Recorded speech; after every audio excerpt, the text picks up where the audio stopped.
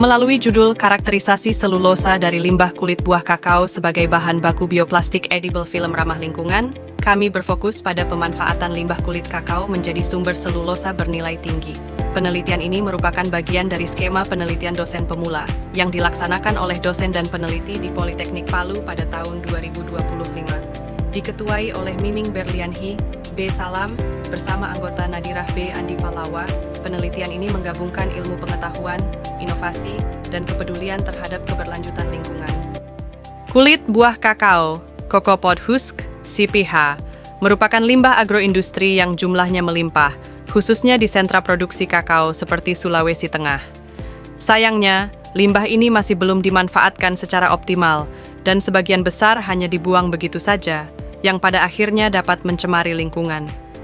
Di sisi lain, CPH diketahui mengandung komponen utama berupa selulosa yang berpotensi tinggi untuk dikembangkan menjadi bahan dasar bioplastik, salah satunya dalam bentuk edible film yang ramah lingkungan. Urgensi penelitian ini terletak pada kontribusinya dalam mengoptimalkan pemanfaatan limbah pertanian menjadi produk bernilai tambah berbasis sumber daya lokal.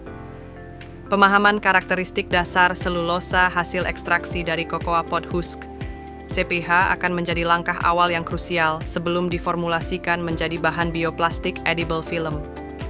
Sejumlah penelitian terdahulu telah menunjukkan bahwa kandungan selulosa dalam CPH berkisar antara 30–35%. Namun demikian, sebagian besar studi tersebut hanya berfokus pada proses ekstraksi secara umum dan belum secara spesifik mengeksplorasi karakteristik selulosa dari CPH lokal Indonesia untuk aplikasi edible film.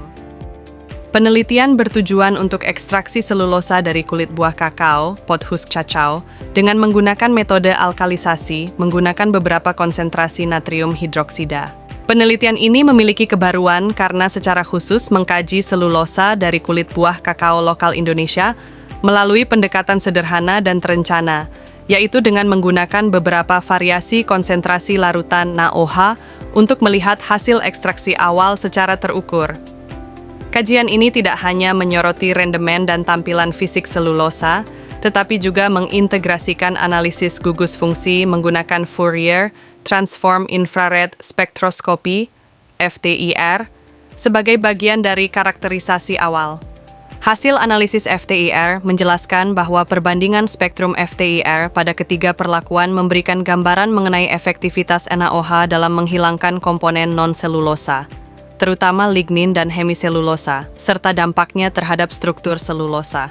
Selulosa yang menunjukkan dominasi pita khas gugus hidroksil dan ikatan glikosidik COC pada spektrum FTIR dilaporkan memiliki potensi yang baik untuk diaplikasikan sebagai bahan baku bioplastik edible film. Struktur glikosidik yang stabil serta kemampuan membentuk ikatan hidrogen antar molekul berperan penting dalam proses pembentukan film dan peningkatan sifat mekanik produk.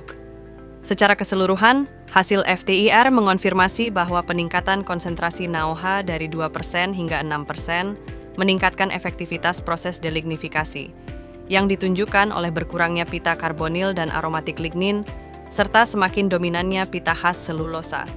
Perlakuan NaOH 6% menghasilkan selulosa dengan tingkat kemurnian tertinggi dibandingkan perlakuan lainnya.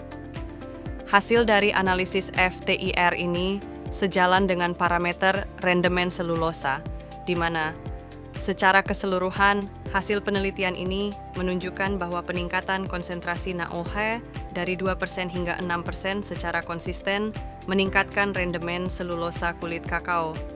Dan temuan ini didukung oleh berbagai literatur yang menyatakan bahwa alkalinisasi merupakan tahapan kunci dalam isolasi selulosa dari biomasa lignoselulosa.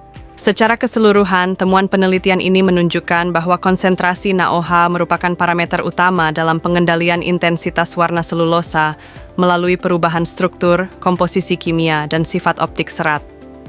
Meskipun peningkatan konsentrasi alkali mampu memperkuat intensitas warna, penerapannya perlu dikendalikan dengan baik agar tidak menimbulkan penurunan kualitas selulosa, khususnya terkait stabilitas struktur dan sifat mekaniknya.